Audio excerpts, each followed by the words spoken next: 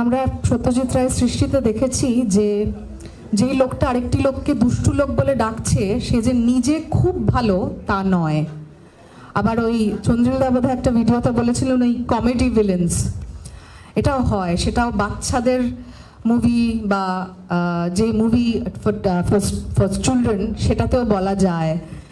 এবং এরকম আরও বাচ্চাদের মুভি হওয়া সত্ত্বেও যে সত্যের প্রদর্শন উনি দেখিয়েছেন, বারবার করে আমরা তাতে ফিরে গেছি, সত্য উন্মোচন সেই জায়গায়, সেই সূত্র ধরেই আমাদের আজকে ডিসকাশন অ্যান্ড আড্ডা বৈঠকটা। এবং যারা এই আড্ডা বৈঠকে যোগ দেওয়ার জন্যে আমাদের সভায় আলো করতে এসেছেন তাদের সৃষ্টিও বোধহয় আমি বারবার তাদের সৃষ্টিতে ফিরে যেতে বাধ্য করে, এবং তাদের সৃষ্টিও আমাদের কোথাও গিয়ে বিভিন্নভাবে বিদ্ধ করেছে, ভাবতে বাধ্য করেছে। আমরা বারবার তাদের ফিরে যাই এবং we are very interested to get their perspective on Ray's aspects of creation. সেটা lyrics and limericks, of course, poetry, his designing and everything. I would request Shoikat da to take over.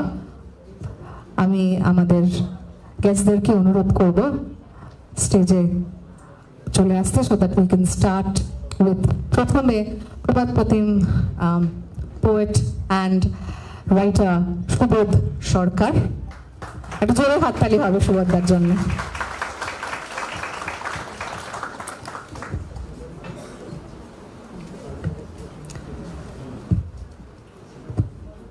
Srijato কবি, Srijato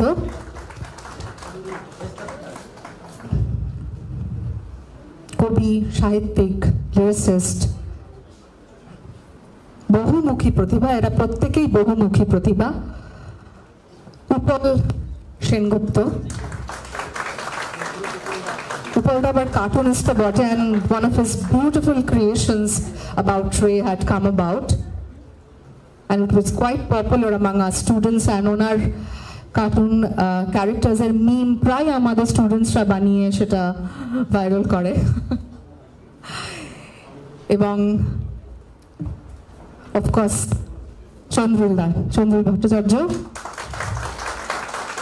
orator, প্রাবন্ধিক, writer, everything together.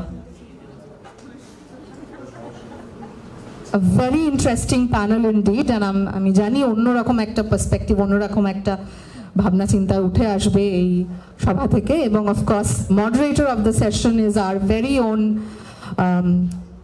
সৈকত মজুমদার। সৈকত দা of course আমরা সবাই জানি is quite a renowned journalist and of course সাহিত্যিক তো বটেই। Thank you so much, looking forward to this planning. And আমি জানি যে এই সেশনটার পরে সেশনটা আমাদেরকে নতুন করে ভাবাবে, যা ডিসকাশন এখানে হবে সেটা নতুন সৃষ্টি করতে আমাদের আরো অনেক ধাপ এগিয়ে নিয়ে যাবে। Saikat da, over to you.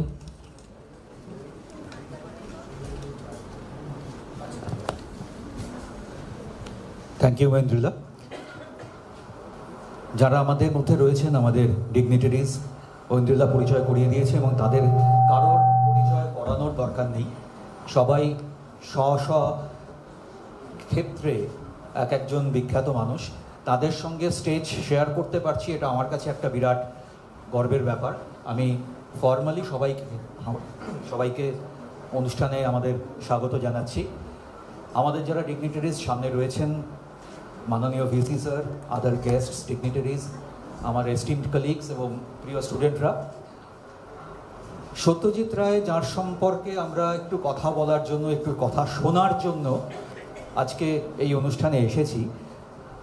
Actually Satyajit রায়কে নিয়ে কথা বলতে গেলে, শুনতে গেলে এবং ভাবতে গেলে একটা কেন কতগুলো সেশন লাগে আমার ঠিক ধারণা নেই।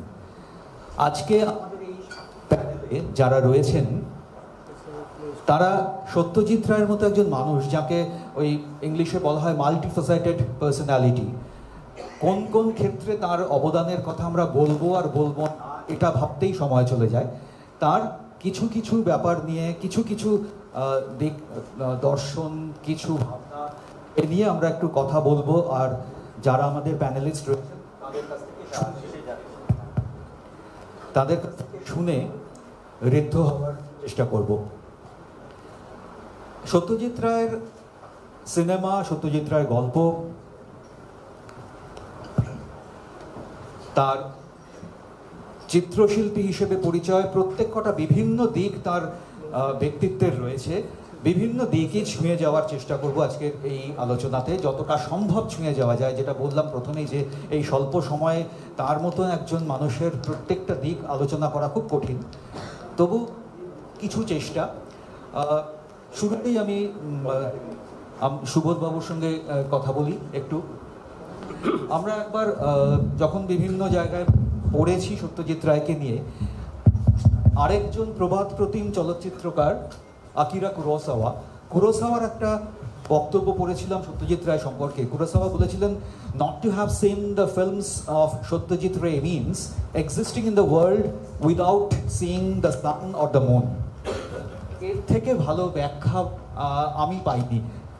সুবোধবাবু যদি একটু আরেকটু আমাদের এই ব্যাপারে ঋদ্ধ করেন। নমস্কার, আপনাদের সবাইকে আমার শুভেচ্ছা, আমার ভালোবাসা। উপাচার্য এখানে উপস্থিত আছেন, প্রফেসর ডক্টর ধ্রুবজ্যোতি চট্টোপাধ্যায়, তাকে আমি ব্যক্তিগতভাবে বহুদিন ধরে চিনি, কলকাতা বিশ্ববিদ্যালয়ের সময় থেকে। ধন্যবাদ আপনাকে, আপনি এসেছেন এই অনুষ্ঠানে। যদিও আপনার বিশ্ববিদ্যালয়, তা তো এসেছেন। বহু বিশ্ববিদ্যালয়ে এই ধরনের অনুষ্ঠানে কোনো উপাচার্য উপস্থিত থাকেন না, সেই জন্যই আরেকবার বললাম। আর সবচেয়ে উল্লেখযোগ্য ঘটনা যে সত্যম রায়চৌধুরীর নেতৃত্বে এরকম একটা বিশ্ববিদ্যালয়, যা আমার মনে হয় যে এডুকেশন সিস্টেম যেটা বিদেশে আমরা দেখতে পাই, সেটাকে দেশীয় স্তরে নিয়ে এসে যেরকমভাবে এসএনইউকে এগিয়ে নিয়ে যাচ্ছেন, সেটা এই ভারতবর্ষে উদাহরণ হয়ে থাকবে। আর আপনারা জানেন, এই মুহূর্তে একটা কথা পরিষ্কার করে বলে দেওয়াই ভালো, যে সারা পৃথিবীতেই এখন private university is the future of university, এ বিষয়ে কোনো সন্দেহ নেই। এমনকি আমেরিকাতেও ইউনিভার্সিটির পরিবেশ, ইউনিভার্সিটির এই যে সত্যজিৎ রায়কে নিয়ে এরকম ভাবনা চিন্তা, এটা এখানে হচ্ছে, অন্যান্য বিশ্ববিদ্যালয়গুলোতে হয় না, হচ্ছেও না। উপলকে ডেকে নিয়ে এসে, সুবোধকে ডেকে নিয়ে এসে, চন্দিনকে ডেকে নিয়ে এসে, কিংবা শ্রীজাতকে ডেকে নিয়ে এসে সত্যজিৎ রায়কে দিয়ে বলাবে, এই মানসিকতায় একটা ট্র্যাডিশনের একটা বাক্সের মধ্যে আটকে আছে। সুতরাং সঞ্চালক যখন আমাকে টেনে নিয়ে যাচ্ছেন জাপানে, প্রথমেই শুরুতে আকিরা কুরোসাওয়ার মন্তব্য, যেটা পৃথিবী বিখ্যাত মন্তব্য সত্যজিৎ রায় সম্পর্কে, সেটা আপনাদের পরিষ্কার বাংলায় আর একবার বলে দিই। আকাশে চাঁদ এবং সূর্য, এই দুটোর সঙ্গে তুলনা করেছিলেন আকিরা কুরোসাওয়া। আর আকিরা কুরোসাওয়া কে তুলনা করছেন? আধুনিক জাপানে, যার নাম প্রতিটা ঘরে ঘরে, একজন লেখক, একজন ফিল্ম মেকার, একজন গায়ক, একজন শিল্পী তখনই শ্রেষ্ঠ হন কতটা তার আন্তর্জাতিক ক্ষেত্রে তিনি প্রসারিত, তার থেকেও বড় কথা তিনি তার নিজের ঘরে ঘরে কতটা ছড়াতে পেরেছেন। সত্যজিৎ রায় সেটা পেরেছেন, আকিরা কুরোসাওয়া পেরেছেন, তারপরে তাদের আন্তর্জাতিক ক্ষেত্র। আমার যেটা মনে হয়, আকিরা কুরোসাওয়া এতটাই ভক্ত ছিলেন, এবং আপনারা যারা সত্যজিৎ রায়ের কথা পড়েছেন আকিরা কুরোসাওয়া সম্পর্কে, এবং রসমন দেখেননি এরকম শিক্ষিত, মধ্যবিত্ত, উচ্চ মধ্যবিত্ত, ভদ্র, সভ্য বাঙালি প্রায় বিরল। সুতরাং আমার যেটা মনে হয় যে আকিরা কুরোসাওয়া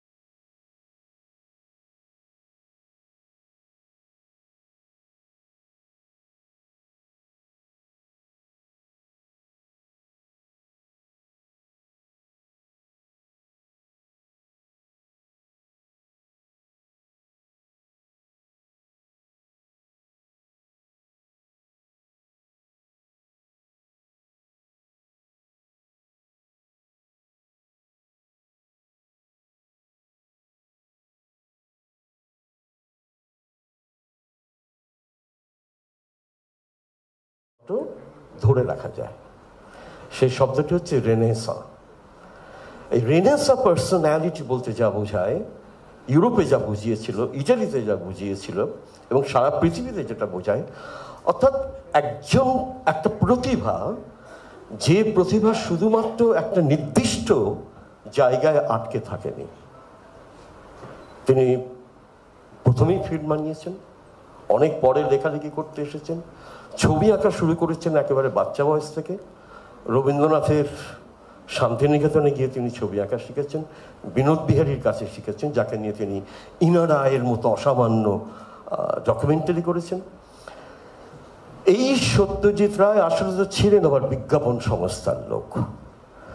তারপরে তিনি যখন সন্দেশ পত্রিকা, যখন কবি সুভাষ মুখোপাধ্যায় অনুরোধ করলেন যে সন্দেশ পত্রিকা আবার নতুন করে বের হোক, তখন তিনি সন্দেশ পত্রিকা চালাতে গিয়ে আরো বড় করে ফেলুদা নিয়ে ঝাঁপিয়ে পড়লেন, শঙ্কু নিয়ে ঝাঁপিয়ে পড়লেন, অনুবাদ করতে শুরু করলেন, লিয়ারের অনুবাদ করতে শুরু করলেন, কি করেননি। সুতরাং তিনি যে কটা গান লিখেছেন, আজ পর্যন্ত সেই গানকে অতিক্রম করে যাওয়ার কোনো বাঙালি আসেনি।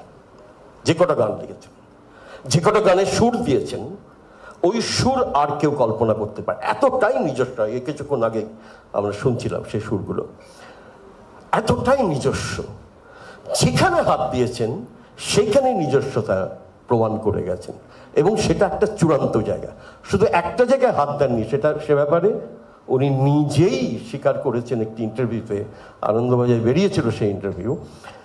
সেই জায়গাটা হাত দেননি কখনো। কখনো কবিতা লেখেননি। তিনি জানতেন বাংলা ভাষায় কবি বলতে কাকে বোঝায়। সুতরাং এমন একটা জায়গায়, এই যে জায়গাগুলোতে উনি হাত দিয়েছেন, প্রথমত উনি ভেবেইছিলেন যে চলচ্চিত্রকে যে জায়গায় উনি পৌঁছতে পেরেছিলেন, সেটা আমরা তখন, আমাদের উপাচার্য মহাশয় যখন গল্প করছিলেন সেই অশ্বনী সংকেতের সময়, আমিও ছাত্র, কিন্তু আমরা খুব একটা পাত্তা দিতাম না। কেউ যে বাঙালি যে খুব একটা পাত্তা দিত সত্যজিৎ রায়ের ছবি দেখবো বলে, কোনো উন্মাদনা, ওই কফি হাউস একটু উত্তেজনা হতো বটে। এই আপনার বাঙালি সমাজে খুব একটা উত্তেজনা কিছু ছিল না। সত্যজিৎ রায়ের ছবি বেশিরভাগ সময় হলগুলো ফাঁকা যেত, তো ওই ছবি তো ফাঁকা যাওয়ার কথা। উনি তো গডফাদার বানাননি, কিন্তু গডফাদারের পরিচালক বলেছিল হ্যাটস অফ টু হিম। কপোলা নিজে ফোন করতেন, এই লোকটা যে পথের পাঁচালী বানিয়েছে আর যে লোকটা গডফাদার বানিয়েছে, সে বলছে পৃথিবীর দুই প্রান্ত থেকে, পরবর্তী সময়ে ক্রিটিক্সরা বলেছেন দুই প্রান্ত থেকে দুরকম কাজ। এই পথের পাঁচালী আর গডফাদার যদি ফেলেন, দুটো সম্পূর্ণ আলাদা জনর, আলাদা শ্রেণী, আলাদা বিভাজন, কিন্তু শেষ পর্যন্ত দেখা যাচ্ছে পথের পাঁচালী বিশেষ করে নিউ ইয়র্কের যে ফিল্ম স্কুল থেকে যে এক ঝাঁক হলিউডের তারকা উঠে এলো এবং পরিচালক উঠে এলো, তা দেখুন পরপর ওদের নামগুলো, এমনকি স্পিলবার্গের মুগ্ধতা পাওয়া যায় না, এর মুগ্ধতা পাওয়া যায়, মার্টিনের পাওয়া যায়, কপোলার পাওয়া যায়, আরও পরপর অনেকের। অড্রে হেপবার্ন অসম্ভব মুগ্ধ ছিল, মার্লন ব্র্যান্ডো মুগ্ধ ছিলেন। তো এরা সমস্ত হলিউডের পরিচালক এবং নায়করা সত্যজিৎ রায় সম্পর্কে বারবার, শুধুমাত্র প্রেসকে বলা নয়, প্রেসকে অনেক সময় অনেক ভালো ভালো কথা বলতে হয়, নিজেদের মধ্যে টেলিফোনে নিজেদের মধ্যে যেসব কথা হয়েছে সেগুলো আপনারা নিশ্চয়ই অনেক ইন্টারভিউ ফরাসি টেলিভিশনে যেগুলো দেখানো হয়েছে সেগুলো এখন পাওয়া যায়, যেগুলো আমরা ছোটবেলায় পেতাম না। এখন অনেক ইন্টারভিউ, অনেক ভিডিও ক্লিপিং সত্যজিৎ কীভাবে কি বলছেন, যে দেবীর প্রসঙ্গ এলো। সত্যজিৎ এই কথাটা বলেছিলেন, সম্প্রতি আমি একটা ভিডিওতে দেখতে পেলাম, দেবী সম্পর্কে বলছেন একটা সাংঘাতিক কথা। দেবীর এত পছন্দ কি করে হয়েছিল আমি জানি না, কপোলার কি করে এত পছন্দ হয়েছিল দেবী, কি করে বুঝেছিলেন যে সত্যজিৎ রায় সম্পর্কে তখন সমালোচকরা বলেছিলেন যে উনি তো হিন্দুদের সম্পর্কে বাজে কথা লিখবেনই, বাজে কথা দেখাচ্ছেন।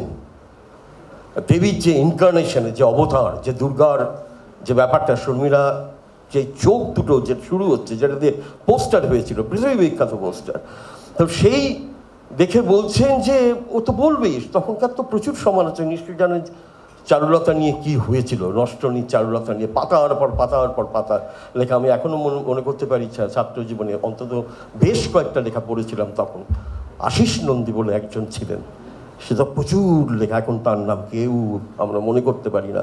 বিরাট পণ্ডিত, বিরাট ফিল্ম বোদ্ধা, তিনি তো একেবারে গলা কেটে দিয়েছিলেন সত্যজিৎ রায়ের, যে কিচ্ছু হয়নি।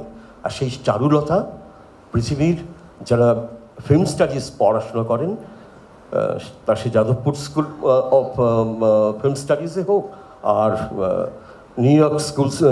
নিউ ইয়র্কের যে ফিল্ম স্কুল সেখানে হোক, যেখান থেকে স্পিলবার্গ পর্যন্ত বেরিয়েছে, তো সেখান থেকে হোক, যেখানেই হোক, এমনকি জাপানেও, সব জায়গাতে ওটা একটা অবশ্য পাঠ্য চারুলতা।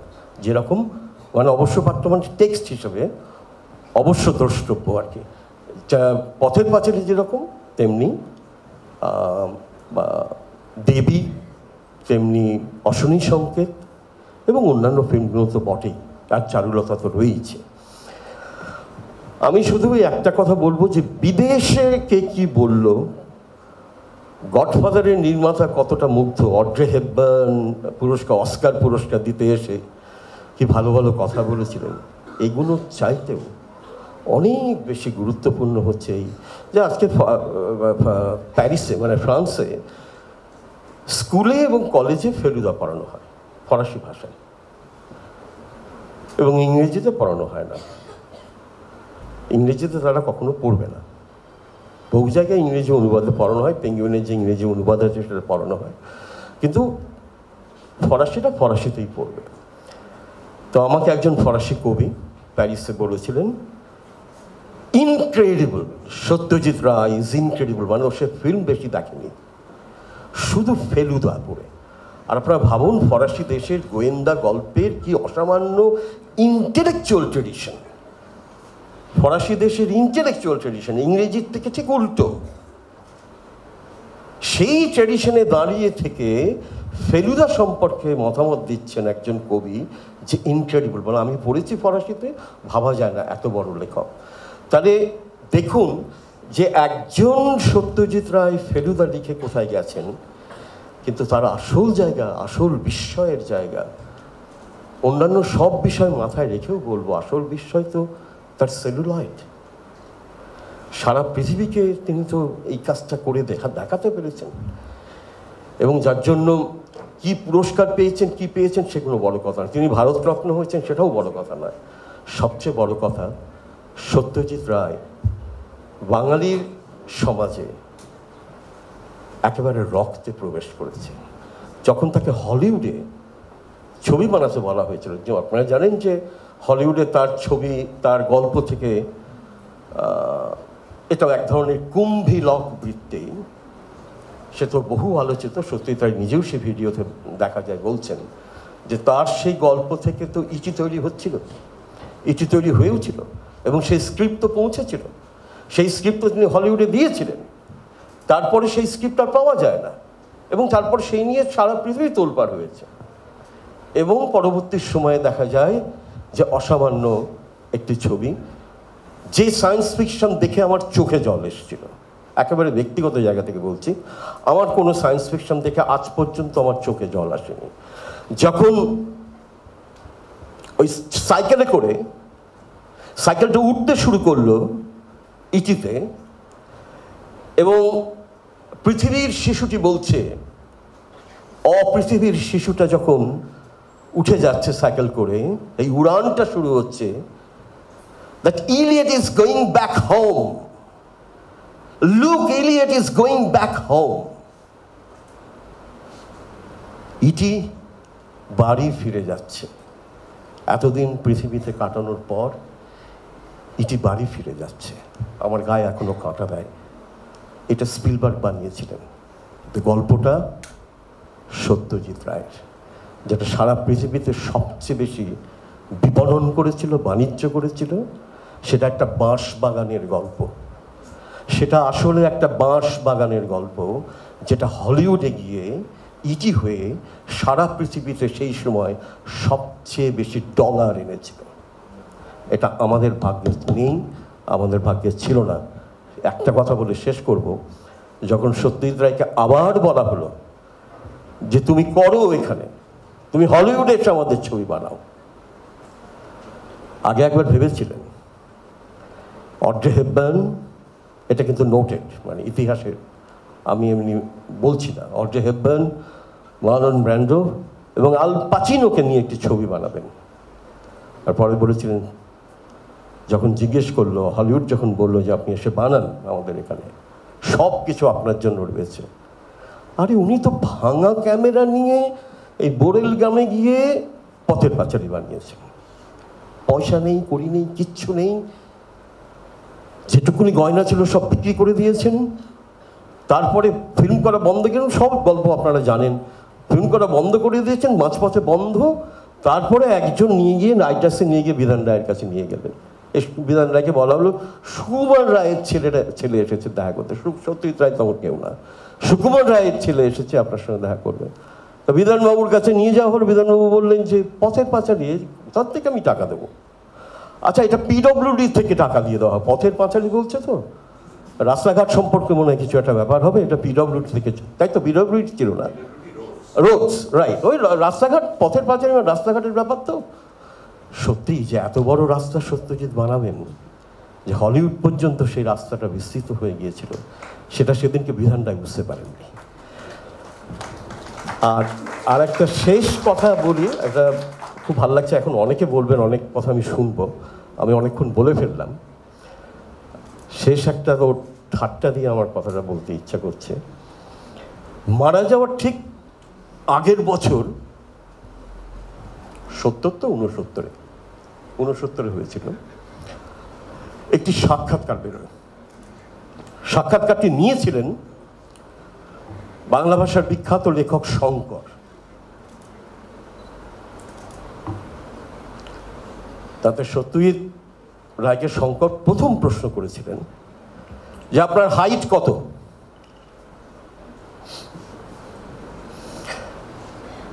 সবাই জানে ওর হাইট কত। সত্যজিৎ রায় বললেন যে কিছুদিন আগে আমি মাপ নিয়েছিলাম, আমার হাইট হচ্ছে 6 ফিট 4.5 ইঞ্চি। তবে এখন আমার বয়স হয়েছে, হাইটটা বয়স হলে কমে যায়, বুড়ো হলে কমে যায়। তার পরের বছর তার মৃত্যু। তার হাইটটা এখন ভেবে দেখুন, সত্যজিৎ ভুল বলেছিলেন। বুড়ো হলে মানুষের উচ্চতা কমে যায়, কিন্তু মৃত্যুর পরে যাদের উচ্চতা বেড়ে যায়, পৃথিবীতে খুব কম লোকের বাড়ে, তিনি তাদের একজন। নমস্কার। অনেক ধন্যবাদ সুবোধবাবু। আবার কথার প্রসঙ্গে ফিরে আসবো আপনার কাছে। যেটা সুবোধবাবু বললেন যে সত্যজিৎ রায়ের ফিল্মই হচ্ছে আসল বিষয়। সত্যি তার চরিত্রের বিভিন্ন দিক, তার ব্যক্তিত্বের বিভিন্ন দিক নিয়ে কথা বলার এবং জানার সুযোগ রয়েছে, কিন্তু ফিল্মের কথাটা উঠে এসছে। আমি চন্দ্রিলের কাছে যাব। চন্দ্রিল, প্রথমে এই ফিল্মের কথায় যেটা আমার প্রথমেই মনে হয়, যেটা আমার ব্যক্তিগত ধারণা থেকেই বলছি, হয়তো অনেকে একমত হবেন, সত্যজিৎ রায় শেষ সিনেমা আগন্তুক বানিয়েছিলেন 1991 সালে। কিন্তু আজও সত্যজিৎ রায়ের সিনেমা দেখতে গেলে, যে কোনো সিনেমা দেখতে গেলে, সেটা আশ্চর্য রকমের সমসাময়িক মনে হয়। আপনার এ ব্যাপারে কি মনে হয়? হ্যাঁ, আমার তো অন্তত হয়। অনেকগুলো কারণ আছে। প্রথমত, যে কোনো বড় শিল্পী যখন যে কোনো লেখা লেখেন বা সিনেমা করেন বা গান তৈরি করেন, সেটা বহু সময় অবধি সমসাময়িক মনে হয়, কারণ মানুষ নিয়ে তো কাজ করেন, আর মানুষের সমস্ত রহস্য, আলো আঁধারি, এগুলো অনেক দিন পর্যন্ত এক থাকে। সত্যি নিজেও বলেছিলেন হিউম্যান সাইকোলজি খুব ভালো বোঝেন। তা যদি চরিত্রের মনস্তত্ত্বগুলো বোঝেন, তাহলে তো অনেক দিন অবধি তাই থাকবে। এছাড়া এটা মানতে হবে যে প্রকরণগতভাবে উনি অসম্ভব দক্ষ ছিলেন। মানে ওর শর্ট ডিভিশন দেখলে এখনও স্তম্ভিত হতে হয়। আপনি যেটা বলছেন যে বহু চলচ্চিত্রের এখন 50 বছর হচ্ছে, কদিন আগে অমুক সোনার কেল্লার 50 বছর। একদিন আমি রাস্তা দিয়ে হাঁটতে হাঁটতে আসছি, প্রিয়ায় শোনা গেল প্রতিদ্বন্দ্বীর 50 বছর উপলক্ষে প্রিয়া প্রতিদ্বন্দ্বীটা এই আজকে সারাদিন দেখাবে। তার মানে প্রতিদ্বন্দ্বী যে 50 বছর হয়ে গেছে এটা দেখলে তো একেবারে মনে হয় না। আমি একটা নির্দিষ্ট লেখার জন্য কিছুদিন আগেই প্রতিদ্বন্দ্বী দেখেছিলাম, দেখে ভাবছেন বাবরা এত আধুনিক একটা ছবি। তারপর যখন সত্যি গুণে দেখা গেল যে 50 বছর হয়ে গেছে ছবিটা, 50 বছর পরে একটা ছবি একদম ডেটেড হয়ে যাওয়ার কথা, কিন্তু একদম লাগছে না। তার একটা কারণ হচ্ছে প্রকরণ বা কৃৎকৌশল একদম অসামান্য, একটা কারণ হচ্ছে অবিশ্বাস্য সংলাপ রচনার ক্ষমতা, চিত্রনাট্য রচনার ক্ষমতা, এবং তারপর সংলাপ এত অসামান্য সংলাপ প্রায় কেউ লেখেননি বললেই চলে গোটা পৃথিবীতে। একদম বাস্তবানুগ অভিনয় করানো, এর মানে নয় যে সিনেমায় বাস্তবানুগ অভিনয় করাতে হবে, কিন্তু উনি করাতেন। এতে একটা সুবিধে হয় যে বহুদিন অবধি ওটাকে সত্যি বলে মনে হয়, যে এরকমই তো লোকে কথা টথা বলবে। এবং নাটকীয়তা পরিহার, যা প্রথম থেকে উনি বলেছিলেন। প্রথম দিকে একটা খুব স্পর্ধিত সাক্ষাৎকার দিয়েছিলেন, সেখানে বলেছিলেন যে সমস্ত রকম অতি নাটকীয়তা পরিহার করাই হচ্ছে আমার উদ্দেশ্য। পরে বলেছিলেন না ওটা কম বয়সে একটু গরম রক্তের ফলে অতটা বলে দিয়েছিলাম, তা নয়, নাটকীয়তা থাকবে কিন্তু খুব বেশি থাকবে না। এবার একটা লোক যখন অসম্ভব প্রতিভাবান হয়, দুর্দান্ত চিত্রনাট্য লেখে, খুব ভালো শর্ট ডিভিশন করতে পারে, ক্যামেরা কোথায় চলবে তা একদম নিখুঁত জানে, সম্পাদনা চমৎকার হয়, এবং বাস্তবানুগ অভিনয় হয়, সংলাপগুলো স্বাভাবিক হয়, এবং নাটকীয়তা পরিহার করা হয়, তখন খুব স্মার্ট একটা শিল্প হয়। এবার বাঙালিরা স্মার্ট শিল্প ভালোবাসে না, বাঙালিরা কোনো বুদ্ধির ছাপ থাকলে সেটাকে প্রত্যাখ্যান করে, ন্যাকামি বা আবেগ চপচপে হলে ভালোবাসে। কিন্তু একটা স্মার্ট শিল্প করার সুবিধে হচ্ছে এটা দীর্ঘমেয়াদে কাজ দেয়। কারণ যখন অন্য প্রজন্ম আসে তাদের কাছে ওই আগের আবেগগুলো অতটা মূল্যবান থাকে না, কিন্তু তারা দেখে যে আবেগ বর্জিতভাবে এই লোকটা কতগুলো ঠিক ঠিক কথা বলে চলেছে। এইসব মিলিয়ে সত্যই সমসাময়িক। সে তো এর মতো নিশ্চয়ই শেক্সপিয়ারও কিছুটা সমসাময়িক, হয়তো রবীন্দ্রনাথ এইরকম চলবে, মহৎ লোকরা তাই হন। কিন্তু এখানে আরেকটা ব্যাপার আছে, এখানে বাংলার একটা কৃতিত্ব আছে। বাংলা খুব একটা বদলায় না। 1952 সালে পরশপাথর, সেখানে তুলসী চক্রবর্তী একটা কাদা টাদার মধ্যে বৃষ্টি হয়েছে, যেখানে পরশপাথরটা উনি পেয়েছেন, তারপর ফিরেছেন, সেইখানে পা ধুচ্ছেন, তার মধ্যে এই ট্রামগুলো কি হলো, বউ বলছে না এই ট্রাম বন্ধ, হ্যান ত্যান, এইভাবে চলা যায়, খুব বিরক্ত। আবার 1975 সালে জন অরণ্য হচ্ছে, সেখানে সোমনাথের যে বন্ধু তার বাবা এসে ঠিক ওই রকম পা ধুচ্ছে, তো সোমনাথ প্রণাম করতে এসেছে, বলছে কি আপনার কাদা লাগলো কি করে মেসমশাই? আর বলো না বাবা, বলে এটা অকথ্য গালাগাল দেন। তার আবার অন্য দোতনা আছে যে নিজের ছেলের বন্ধুর কাছে ওরকম একটা গালাগাল উচ্চারণ করছেন, সেটা একটা সার্বিক নৈতিক অধঃপতনকেও সূচিত করে, কিন্তু সেটা আমি ছেড়ে দিলাম। এবার পাদুতে দেবে, আর বলো না বাবা অমুকরা, সেটা আমি বলছি না, একটা জঘন্য গালাগাল দিবেন, রাস্তার যা অবস্থা করে রেখেছে, ফলে 52 থেকে 75 আলাদা হয় না। এখন এই মুহূর্তে যদি আমি একটা সিনেমা করি, সেখানে একটা লোক যদি বর্ষাকালে কলকাতায় ফেরে আর সে যদি ওই গালাগালটাই দেয়, তাহলে আমরা কেউ অবাক হব না। ফলে কলকাতা বদলায়নি, ফলে এইরকম একটা এঁদো ছেঁদো জায়গায় থাকার সুবিধে হচ্ছে, এটা তো বদলায় না। ফলে একটা লোক 100 বছর আগে কাজ করে গেলেও আমাদের সমসাময়িক মনে হয়। ধরুন জন অরণ্যতে সত্য বন্দ্যোপাধ্যায় যে চরিত্রটা অভিনয় করছেন, তিনি বলছেন যে শিক্ষার যে অবস্থা, কোনো শিক্ষা বলে বস্তু নেই এ রাজ্যে, তারপর কেউ কোনো চাকরি পাচ্ছে না, আমার ছেলে চাকরি পাচ্ছে না, ওকে সোমনাথকে দেখিয়ে বলছে কি হবে, এরা কোথায় যাবে, এরা কি করবে, তাহলে কি এর তো দুটো বিকল্প রয়েছে, একটা হচ্ছে এরা নষ্ট হয়ে যাবে, যা সোমনাথ পরে হবে ও ছবির শেষে, অথবা বিপ্লব করবে। তখন লিলি চক্রবর্তী যে চরিত্রটা অভিনয় করে, তো আপনার কি ভাল লাগবে সেই দলে ভিড়ে যদি গুলিগোলা চালায়, কার ভাল লাগে সন্তানের প্রাণ সংশয় হল, এটা বলছেন। তা এখনকার চালা দেখি। এবার সোমনাথ আর তার বন্ধু গেছে একজন রাজনৈতিক নেতার কাছে, তিনি বলছেন যে আমরা তো ইয়াং ছেলেদের কথা ভাবি, সারাদিন ভাবেন। ওই সোমনাথের বন্ধু, সে খুব চমৎকার চালাক, চমৎকার কথাবার্তা বলে, হ্যাঁ ভাবি, তোমাদের কথা ভাববো না তো কার কথা ভাববো? উনি এবার চিন্তা বলে না, তোমাদের কথাই তো চিন্তা করি, এরকম করে কথা বলে। তখন বলছে যে আচ্ছা তাহলে সবাই তো ঘুরে বেড়াচ্ছে, কারোর তো চাকরি বাকরি নেই, কারোর কিছু হচ্ছে না, বলা কি ঠিক হবে? রাজনৈতিক নেতা বলছে না, হচ্ছে হয়তো 80%-এর কিছু হচ্ছে না, সেই ছেলেটা বলছে।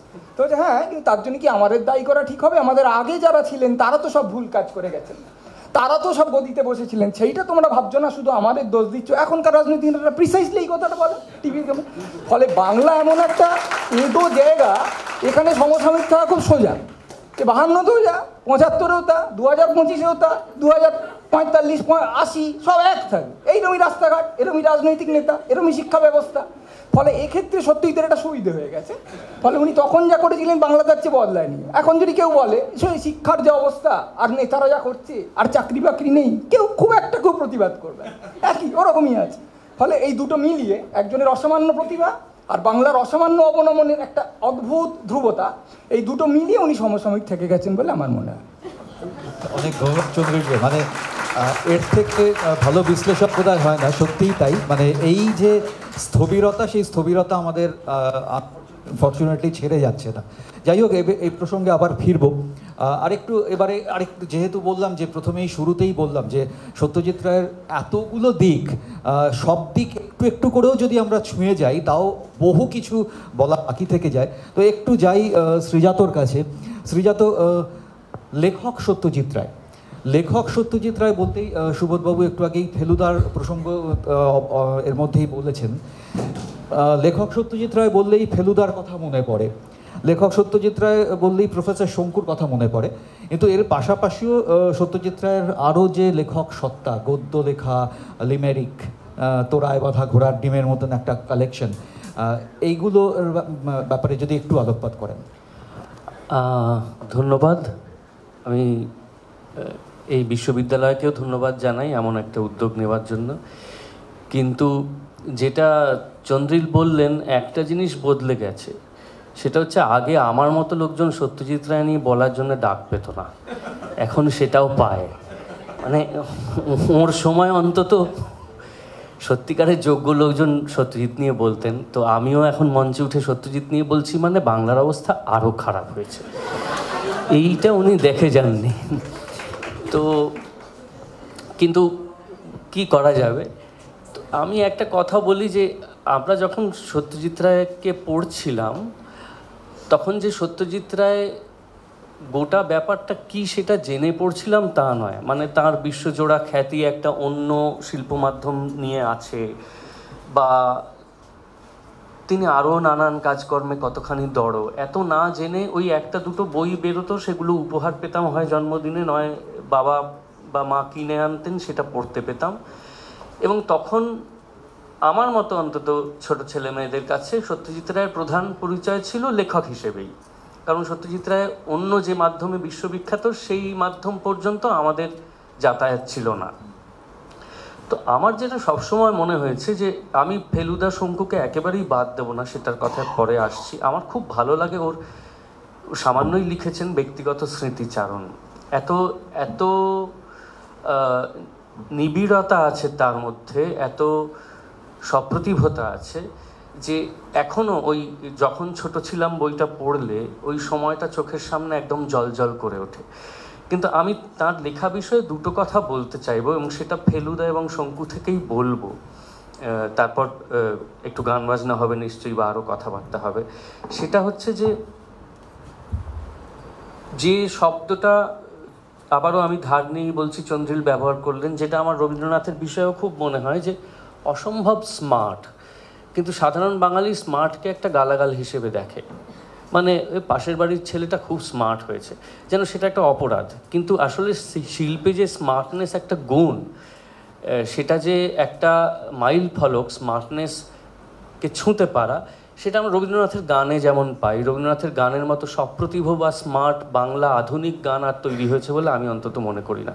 আমার মনে হয় রবীন্দ্রনাথ বাঙালির শ্রেষ্ঠ আধুনিক গান তৈরি করার একজন লোক, এবং সেরকমই আধুনিক ছবি সত্যজিৎ তৈরি করেছিলেন। কিন্তু যখন আমরা ওর বাংলা পড়ি, সেই বাংলাটা একদম অন্যরকম বাংলা ভাষা, যে বাংলা ভাষা উনি ফেলুদা লিখতে গিয়ে, ওর ছোট গল্পগুলো লিখতে গিয়ে, তারিণী খুঁড়ো লিখতে গিয়ে বা শঙ্কু লিখতে গিয়ে ব্যবহার করছেন। সেখানে আমাদের যেটা দেখতে হবে সেটা হচ্ছে দ্য ইকোনমি।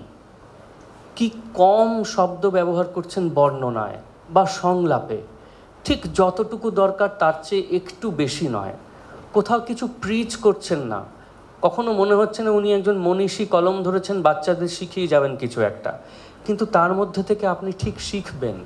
আপনার মধ্যে যদি সেইটুকু পদার্থ থাকে যে ওর মধ্যে থেকে আমি শুষে নেব, তাহলে ঠিক পাবেন। এবং আরেকটা মজার বিষয় হচ্ছে, পরে যখন ওর ছবিগুলো দেখতে শুরু করি বুঝতে পারি যে শঙ্কুর ডায়েরি যেখানে শেষ হচ্ছে এবং পরে হয়তো 3টে তারিখ পর শুরু হচ্ছে, বা ফেলুদার একটা চ্যাপ্টার যেখানে শেষ হচ্ছে তার পরের চ্যাপ্টার যখন শুরু হচ্ছে, ওইখানে উনি কি সুন্দর সম্পাদনা করছেন। আসলে ওটা ফিল্ম এডিটিংয়ের মতো করে লিখছেন, শর্ট ডিভিশনের মতো করে দেখছেন। এবং কাস্টিং, ওর উপন্যাসেও কাস্টিং কি অপূর্ব। অর্থাৎ একজন চলচ্চিত্রকার, একজন আপাদমস্তক অসামান্য নির্দেশক যখন ভাষা তৈরি করেন, যখন লেখেন, যখন একটা উপন্যাস বা একটা গল্প লেখেন, তখন চলচ্চিত্রের সমস্ত গুণ তার মধ্যে ধরা পড়তে থাকে। ওই যে সংলাপের ইকোনমি, তা ভাবা যায় না। বাংলায় গদ্য ওই সময় অন্যান্যরা যারা লিখছেন তারা প্রচুর ভারী ভারী বড় বড় সংলাপ লিখছেন, কিন্তু সত্যজিৎ হয়তো একটা ছোট সংলাপ ফেলুদার মুখে রাখছেন যেটা অনেক দূর পর্যন্ত বিস্তৃত, এবং খুব চমৎকারভাবে একটা ঝরঝরে স্মার্ট বাংলা ভাষা তৈরি করছেন। তার উপমায়, তার বিশেষণ ব্যবহারে, তার ক্রিয়াপদ ব্যবহারে, এমনকি আমরা যদি ফেলুদা পড়ি, ফেলুদায় ক্রিয়াপদ ব্যবহার এত অন্যরকম যে বাংলা সাহিত্য তখন যা লেখা হচ্ছে তার ক্রিয়াপদ ব্যবহারের চেয়ে খুব আলাদা। এগুলো পরে বুঝেছি, বাচ্চা বেলায় পড়তে গিয়ে তো বুঝিনি, পরে যখন বারবার পড়েছি, এখন তো অডিও স্টোরি হিসেবেও ফেলুদা শুনতে পারি, তখন বুঝি। এবং কেন ফেলুদা বা শঙ্কু এত সাকসেসফুল সিনেমা বা অডিও স্টোরি হয়েছে, তার কারণ ওর মধ্যে ওই চলচ্চিত্রায়নের একটা উপাদান প্রথম থেকেই ছিল। আরেকটা জিনিস আমাকে বিস্মিত করে, সেটা হচ্ছে আমরা এখন কোনো একটা কাজে সাফল্য পেলে এমন একটা ভাব নিয়ে ঘুরি যে বাকি কাজগুলোকে মানুষের কাজ বলে মনেই করি না। সত্যজিৎ সারা পৃথিবীতে নিজের ছবি নিয়ে পৌঁছে যাওয়ার পরেও সারা বছর লিখতেন, এবং এটা জেনেই লিখতেন যে কেবলমাত্র বাংলার ছেলেমেয়েরা তার লেখা পড়বে, এটা কানে যাবে না বা কোথাও অন্য কোথাও বার্লিনে যাবে না বা লোকার্নোতে যাবে না, এটা এই কলেজ স্ট্রিট থেকেই বিক্রি হবে। কিন্তু এই এত দূর বিস্তৃত কর্মকাণ্ডের পরেও কেবলমাত্র নিজের ভাষার প্রতি যার একটা আন্তরিকতা বজায় থাকে, তাকে একটা আলাদা কুর্নিশ দিতে হয়। সেটা বোধহয় এই কারণে, তার কারণ সত্যজিৎ মনে করতেন, তিনি বহু ইন্টারভিউতে বলেওছেন যে আন্তর্জাতিক হওয়ার একমাত্র উপায় হলো আঞ্চলিক হয়ে ওঠা। তো ওর মতো আঞ্চলিক এবং আন্তর্জাতিক মানুষ রবীন্দ্রনাথের পর আমরা পেয়েছি কিনা সন্দেহ। আমি তাকে নিয়ে বলার খুব যোগ্য লোক নই, নেহাত আমার মনে হয় কাউকে একজনকে পাওয়া যায়নি বলে আমায় তোলা হয়েছে। আমি তাই বললাম আমার মনের কথা। এখানে যারা, তোমাকে আমি পরে খাওয়াবো এ নিয়ে, হ্যাঁ। না, আমি একটা প্রসঙ্গ এখান থেকে আপনার কথা থেকে একটা জিনিস বলবো, যেটা আপনার বলায় খুব সুন্দর ব্যাখ্যা পেলাম, যেটা আমার মনে হয় আমাদের প্রজন্ম বা পরবর্তী প্রজন্ম যারা পড়ছেন সত্যজিৎ রায়, যেটা আপনি বললেন, আমার যেটা মনে, এটা পড়তে গিয়ে মনে হচ্ছে তখন এত সব বুঝিনি, যে তার লেখা একটা অদ্ভুত ভিজুয়ালাইজেশনের ব্যাপার ছিল, যে এই সেটা হয়তো উনি শিল্পী, চলচ্চিত্রকার, সব কিছু সেই জন্যেই সেটা তার লেখার মধ্যে থেকে ফুটে বেরোতো। তার লেখা পড়তে গিয়ে ছোটবেলাতেও যখন পড়েছি, কোথাও হোঁচট খেতে হয়নি আমাদের। হ্যাঁ হ্যাঁ, মানে আমি একটা খুব সাধারণ উদাহরণ দিচ্ছি, বহুবার পাবেন ফেলুদায়, যে এক চ্যাপ্টার শেষ হচ্ছে, ততক্ষণে বসাকবাবুর রিভলভারটা ফেলুদার হাতে চলে গেছে। মানে কোথাও উনি বলছেন না ফেলুদা গিয়ে বসাকবাবুর হাত থেকে রিভলভার কেড়ে নিচ্ছেন। এই যে ভাববাচ্চে একটা ক্রিয়াপদকে বর্ণনা করা, এটা খুব সিনেম্যাটিক। সিনেমায় তাই হয়, আমরা দেখতে পাই যে রিভলভারটা তার হাতে চলে গেল, এটা কেউ করে দেয় না। তো এই জিনিসটা খুব ছোটোবেলা থেকে যখন পড়তাম, এত সূক্ষ্ম জিনিসগুলো চোখে ধরা পড়েনি, কিন্তু পড়তে পড়তে ওই বাংলা ভাষাটা কোথাও একটা চারিয়ে গেছে। তো ওই যে ভাষার একটা স্মার্টনেস, একটা ভাষাকেও তো অনেকে অনেকভাবে তৈরি করেন। শরদিন্দু একভাবে বাংলা ভাষা লিখেছেন, আবার সত্যজিৎ একভাবে লিখেছেন। তো ওর বাংলা ভাষা লেখা হয়েছে যেভাবে ওর কলমে, সেই কারণেও আমাদের অনেক দিন ঋণী থাকা উচিত, অন্য সব কিছু বাদ দিলে। অনেক ধন্যবাদ সুজাত। আবার কথা বলবো, উপদের কাছে আসি। যে কথাটা আবার বলতে হবে, আমাদের একবার করেই বোধহয় হয়ে গেল। আমাদের এটা নিজেদের মধ্যে একটা কথা চলছে, সুতরাং কথার সঙ্গে কথা তো জুড়ে যাবেই।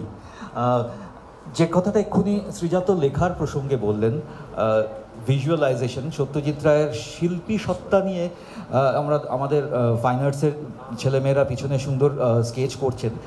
সত্যজিৎ রায়ের ছবি, মানে উনি ওনার শান্তিনিকেতন কলা ভবনের দিন, তারপরে অ্যাডভার্টাইজিং এজেন্সিতে কাজ করা, এবং তারপরে ওনার নিজের বইয়ের প্রচ্ছদ, স্টোরি বোর্ড, সব কিছু, মানে বললাম বারবার করে যে কথাটায় ঘুরে আসতে হচ্ছে, যে সত্যজিৎ রায়ের বিভিন্ন দিক, এই ছবিগুলো, এবং আমরা পড়েছি বিভিন্ন লেখায় যে উনি ওই ছবি যেভাবে ভাবতেন সেভাবে ক্যারেক্টারাইজেশনগুলো ভাবতেন, সেইভাবেই স্কেচ করতেন। তা আজকের দিনে দাঁড়িয়ে এখনকার যারা ছবি আঁকছেন, কার্টুন করছেন, তারা কতটা সত্যজিৎ রায়ের কাছে ঋণী এ ব্যাপারে?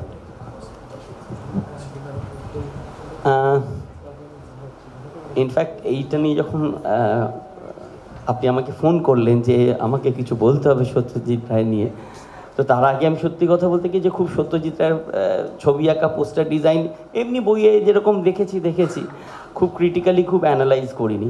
আমিও নিজেও যখন আর্ট কলেজে পড়েছি তখন ফাঁকি মেরে গান বাজনা করতাম, খুব যে মন দিয়ে ছবি এঁকেছি এমনটা নয়। তো পরবর্তীকালে যখন আমি পোস্টার ডিজাইন করতে হয়েছে কিংবা কোনো রকম ধরনের একটা আপনার কাছে একটা স্ক্রিন রয়েছে, স্ক্রিনটাতে একটা ডেফিনিট স্পেস, সেই স্পেসটাকে আপনাকে ভরাতে হবে। সেই ভরানোর অনেক রকম উপায় আছে, আপনি রং দিয়ে ভরাতে পারেন, হিজিবিজি লেখা দিয়ে ভরাতে পারেন। তো এই প্রসঙ্গে যখন আপনার কথা হলো যে ঠিক আছে কী নিয়ে বলতে হবে, আমি তো সিনেমা চন্দ্রিলের মতন কি শ্রীজাতর মতন লেখা এবং সিনেমা নিয়ে কিছু বলতে পারবো না, তো হয়তো ছবি নিয়ে কিছু বলতে পারি এবং সেটা আমার অবজারভেশন যতটুকু সেইটা নিয়ে বলতে পারি। কেন আমি কখনো এরকম আলোচনা কিংবা সত্যজিৎ রায় যখন এই পোস্টারগুলো ডিজাইন করেছেন সেই পোস্টার নিয়ে কেউ লিখেছে সেরকম কোনো লেখা আমি যে খুব পড়েছি এমনটা নয়। তো আমি তার জন্য চন্দ্রিলকে বলেছিলাম যে চন্দ্রিল তোর কাছে কোনো সত্যজিৎ রায়ের পোস্টার কিংবা ছবি যদি বই থাকে, তো চন্দ্রিল আমাকে 3 দিন আগে একটি বই দেন। আমি তখন পোস্টারগুলো একটু উল্টে দেখছিলাম যে কী উনি পোস্টার ডিজাইন করেছেন। তো করতে গিয়ে 2-3টে জিনিস আমার খুব ইন্টারেস্টিং লাগলো। যখন এখানেও অনেকে আছে যারা ভিজুয়াল আর্টিস্ট, হ্যাঁ, কাজ করেন, তো একটা পোস্টার ডিজাইন করতে গিয়ে 3-4টে জিনিস মাথায় রাখতে হয় যে আমি এই যে স্পেসটাকে যে আমি ভরাবো তার ব্যালেন্সটা আমি কী করে মেনটেন করব। হ্যাঁ, আমি কোথায় যদি আমি কিছু একটা টেক্সট থাকে, তার ক্যাপশন থাকে, তার ছবি থাকে, এইগুলো তো মূলত থাকে, সেগুলো আমি কিভাবে কোথায় কোনটা রাখবো।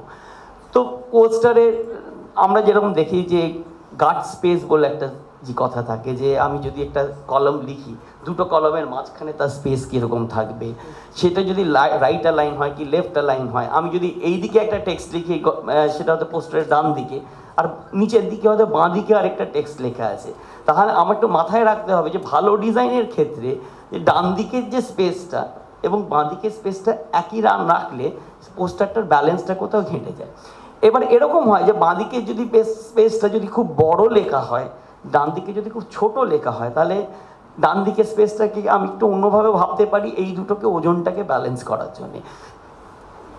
রং দিয়ে অনেক সময় ব্যালেন্স করা হয়। কালোর ওজন যেহেতু খুব বেশি, আমি যদি সেই কালোর ওজন একটা টেক্সট যদি খুব বড় ফন্টে থাকে, সেটা যদি দেখি কালো দিয়ে করে দিচ্ছি, তাহলে সেটাকে আরও বড় লাগে। সেটা হয়তো আমি লাল দিয়ে করে নিচের লেখাটা কালো দিয়ে, ছোট লেখাটা কালো দিয়ে করলাম, তাহলে কিন্তু আমার চোখটাকে এভেনলি আমার ডিস্ট্রিবিউট করা যায়।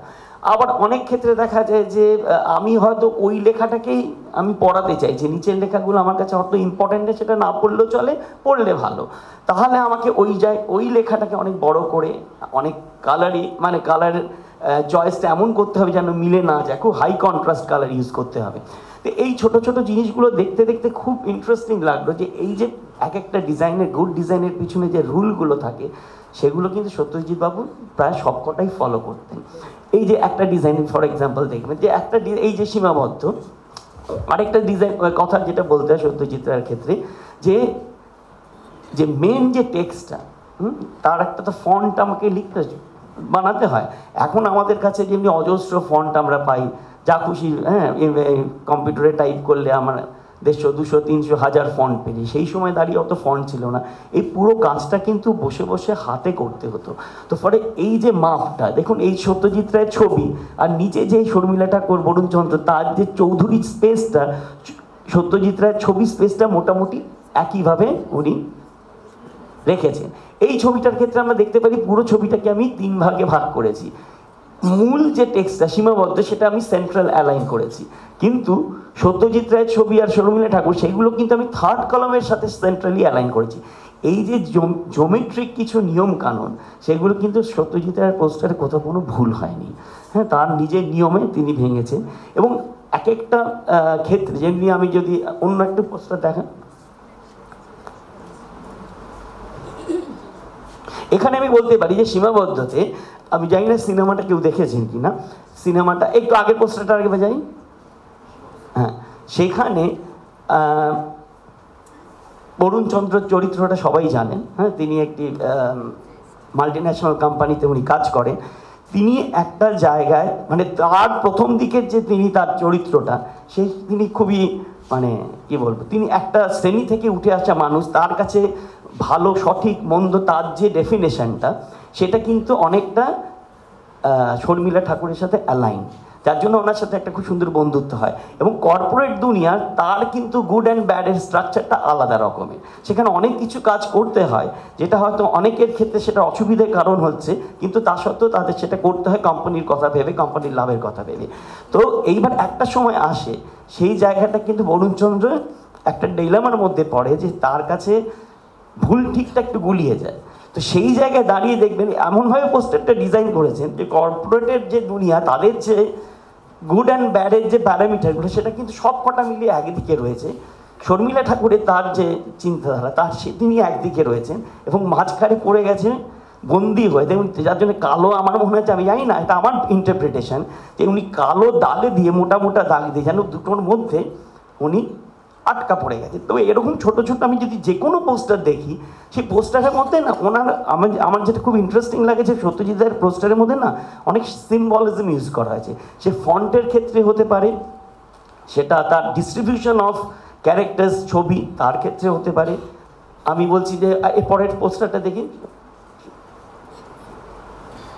হ্যাঁ, না না না না বিছাকা না, এই যে অরণ্যের দিন রাত্রি, এইখানে হচ্ছে অরণ্যের দিন রাত্রির যে ইয়েটা ফন্টটা, ক্যালিগ্রাফিটা, সেটাও ভীষণ ইউনিক ফন্ট বলে আমার মনে হয়। এটা আমার ইনফ্যাক্ট চন্দ্রিলের সাথে কথা হচ্ছিল যে অশনির সংকেতের এবং অরণ্যের দিন রাত্রির কিন্তু ক্যালিগ্রাফিটা অনেকটা। আমি ইনফ্যাক্ট চন্দ্রিলকেও বলবো যে তোর এখানকার যে তুই যেটা, কেন তুই তো আমাকে এটা নিয়ে কিছুটা আমরা আলোচনা করেছিলাম। তো এইখানেরও দেখো যে এই যে চরিত্রগুলোকে সেম জিনিস, আগের পোস্টারটা আমি দেখেছিলাম পুরো জিনিসটা হরাইজন্টালি অ্যালাইন্ড, তোমার সরি ভার্টিক্যালি অ্যালাইন, আর এইখানে তুমি দেখো এখানে ভার্টিক্যালি অ্যালাইন ক্যারেক্টারগুলো কিন্তু আগে ইয়ে পোস্টারটা দেখি, পরের পোস্টারটা, না না এটা না, এটা না, হ্যাঁ এখানে তুমি দেখো ছবিটাকে পুরো জোমেট্রিক্যালি হাফ করে দুটো কালার আলাদা আলাদা করে জিনিসটাকে ভাগ করে দেওয়া হয়েছে। তো এই প্রত্যেকটা পোস্টারের মধ্যে আমি অদ্ভুতভাবে দেখলাম যে উনি অনেক ছোট ছোট সিম্বলিজম ইউজ করেছেন, ফন্টের দ্বারা অনেক সিম্বলিজম ইউজ করেছেন। একটা ফেলুদার একটা পোস্টার দেখি একবার, কিংবা চিড়িয়াখানাটা একবার দেখ, এই যে চিড়িয়াখানা, এই চিড়িয়াখানার পোস্টারটা করা হয়েছে কিন্তু খ আর ন এই দুটোকে রং আলাদা করে দিয়ে খয়ের হর্ষটাকে একটা রক্তের ছাপ দিয়ে খুন বুঝিয়ে দিয়েছেন। তার মানে এটা যে একটা ডিটেকটিভ সিনেমা, এর মধ্যে যে একটা খুন রয়েছে, রহস্য রয়েছে, এই পুরো জিনিসটা পোস্টার তো একটা কাজ যে আমি কিছুটা একটা টিজ করব, এটা টিজারের যে কাজটা, যে আমি গল্পটা বলবো না কিন্তু গল্পের মধ্যে আমি এমন একটা সুশ্রুতি দিয়ে দেব যে আমার গল্পটা শুনতে কিংবা গল্পটা সিনেমাটা দেখতে আমার উৎসাহ জাগবে। তো এই ছোট্ট চিড়িয়াখানার কথাটা খ আর নটাকে আলাদা করে রং করে খুন উনি বুঝিয়ে দিলেন, যেটা কিন্তু আলাদা করে খ নটাকে একসাথে জুড়ে দিয়েছেন এমনটা না। এরকম ছোট ছোট অনেক ভাবনা উনি ওনার ছবির মধ্যে এমন পোস্টারের মধ্যে দেখতে পাই।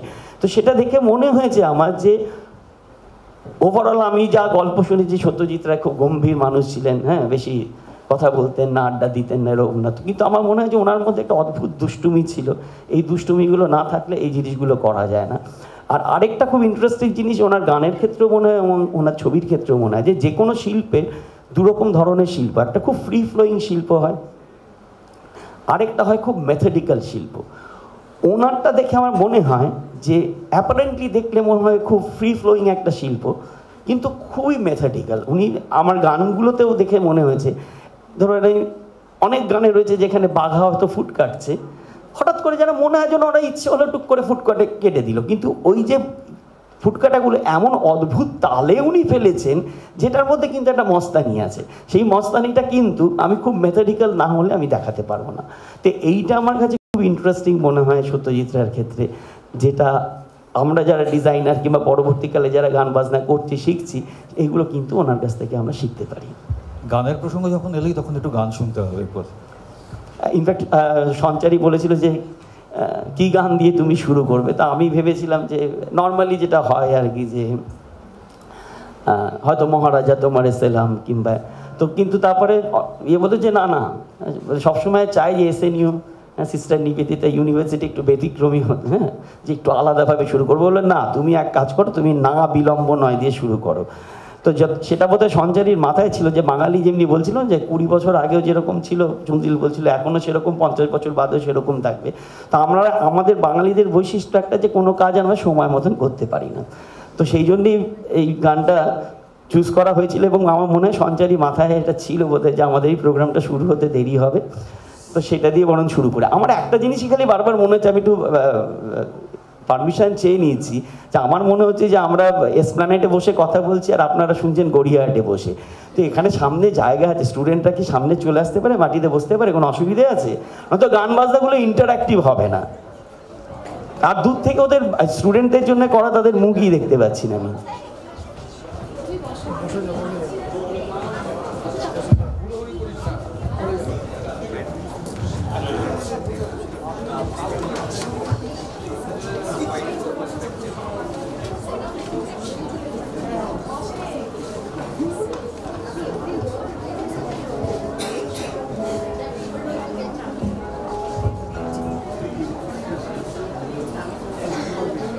আরো একটু এগিয়ে আসতে পারে। তোমরা সত্যজিতের গান জানো? জানা আছে? তাহলে জানা থাকলে আমার সাথে গলা মেলাতে পারে, কোনো অসুবিধে নেই, তাহলে আরো ভালো লাগবে। শ্রীজাত, তোমারও হেল্প চাই। সুবোধদা, জানা থাকলে গলা দিয়ে গাইবো? হ্যাঁ, কেন? ইউনিভার্সিটিতে কোনো সমাজ বিরোধী কাজ করতে নেই। না না না না, আর বিলম্ব নয়, আর বিলম্ব না না, আর বিলম্ব নয়। একটু তালি চাই। আর বিলম্ব না না, আর বিলম্ব নয়। এখনো মোদের শরীরে রক্ত রয়েছে গরম, মেটেনি শক্ত, আছে যত হার সবই তো শক্ত। এখনো ধকল সয়, এখনো ধকল সয়, এখনো আছে সময়, এখনো আছে সময়। আর বিলম্ব না না, আর বিলম্ব না। সবাই আর বিলম্ব না না, আর বিলম্ব নয়। ঘুরতে কারা ভালোবাসো? বেড়াতে ভালোবাসো? দুনিয়ায় কত আছে দেখবার, দুনিয়ায় কত আছে দেখবার, কত কি জানার, কত কি শেখার। দুনিয়ায় কত আছে দেখবার, কত কি জানার, কত কি শেখার। ঘরে কেন বসে রয়েছি বেকার, ঘরে কেন বসে রয়েছি বেকার। আর কি সহ্য হয়? এখনো আছে সময়, এখনো আছে সময়। আর বিলম্ব না না, আর বিলম্ব না না, আর বিলম্ব না।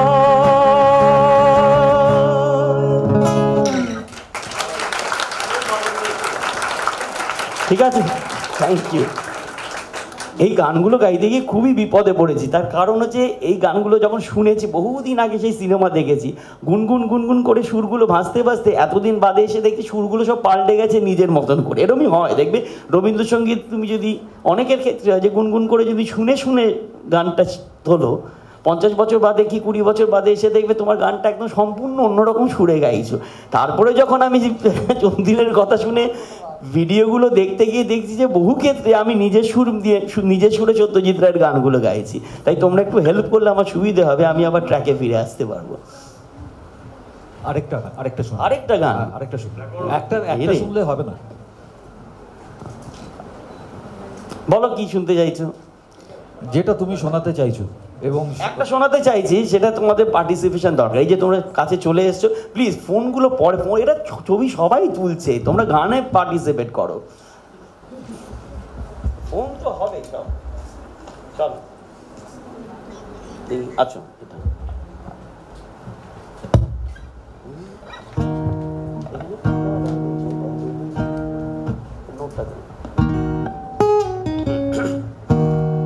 গুপি গাইন কারে কারে দেখেছো? গুপি গাইন ভাই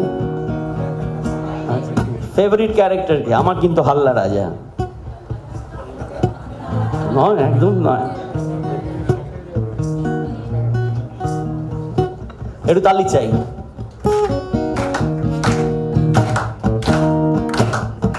সিনটা মনে আছে তো? মনে করো আমি রাজা আর এই যে মন্ত্রী, আর তোমরা সব বিভিন্ন দেশ থেকে এসছো, তোমরা বিভিন্ন দেশের রাজা। আছো হেথা যত আমির ওমরা গাইছো না কেন আছো হেথা যত আমির ওমরা আছো হেথা যত আমির আর যত বেটা হোমরা চোমরা আর যত হোমরা চোমরা আছো হেথা যত আমির ওমরা আর যত বেটা হোমরা চোমরা আর তা ভীষণ শোনো হে তোমরা শোনো হে শোনো হে শোনো হে তোমরা হাল্লা চলেছে যুদ্ধে আহা হাল্লা চলেছে গাও হাল্লা চলেছে যুদ্ধে হাল্লা চলেছে যুদ্ধে হাল্লা হাল্লা হাল্লা হাল্লা হাল্লা হাল্লা হাল্লা হাল্লা হাল্লা হাল্লা কি হলো হাল্লা হাল্লা হাল্লা শুন্ডি হতে পিন্ডি চটকে শুন্ডি শত্রু নাশিব স্কন্দমতিকে শত্রু নাশিও স্কন্দমতিকে শুন্ডি হতে পিন্ডি চটকে শত্রু নাশিব স্কন্দমতিকে নিস্তার নেই কাহারো সত্যে নিস্তার নাই আমারও সত্যে হাল্লা চলেছে যুদ্ধে গাও হাল্লা চলেছে যুদ্ধে যুদ্ধে যুদ্ধে যুদ্ধে যুদ্ধে যুদ্ধে যুদ্ধে যুদ্ধে যুদ্ধে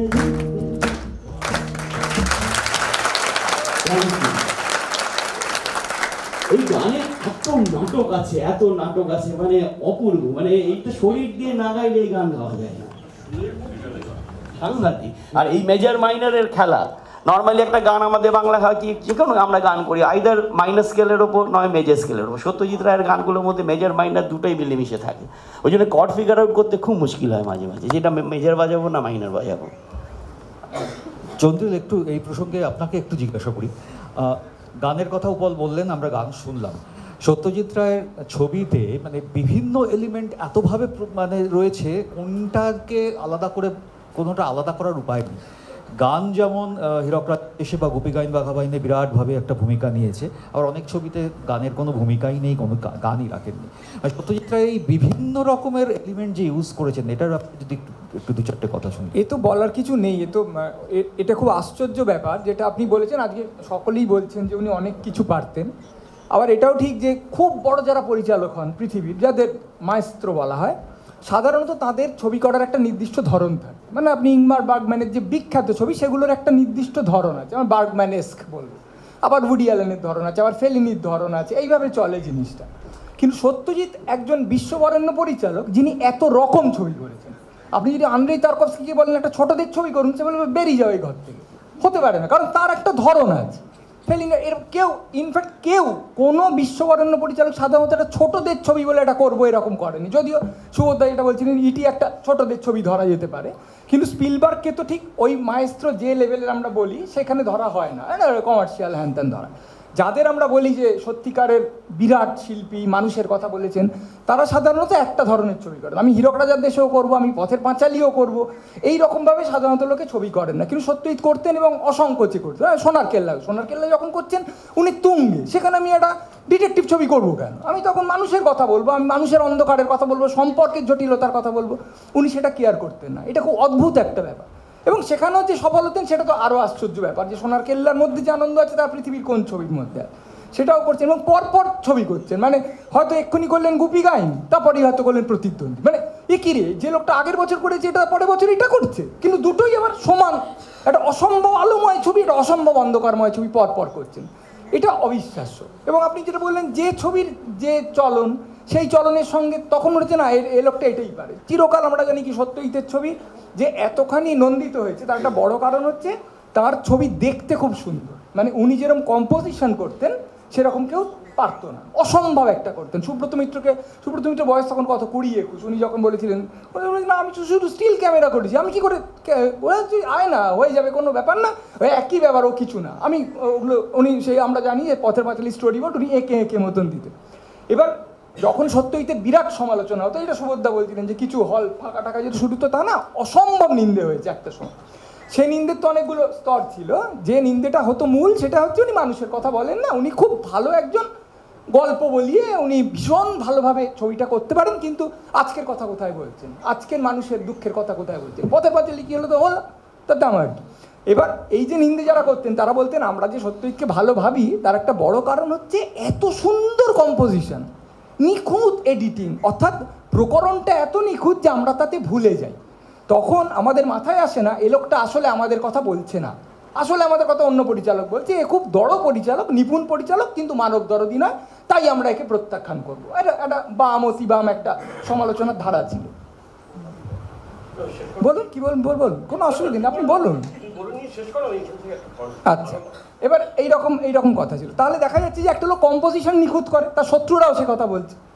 এইবারে যখন আবার উনি প্রতিদ্বন্দ্বী, বহুদিন পর প্রতিদ্বন্দ্বী করলেন, তার আগে আপনি বলতে পারেন যে পরশপাথর বা মহানগরে সময় প্রতিফলিত হয়েছে। আমি একটা ভুল বলে ফেলেছি, পরশপাথর 52 ছবি তো নয়, 58 এরকম একটা কিছু ছবি।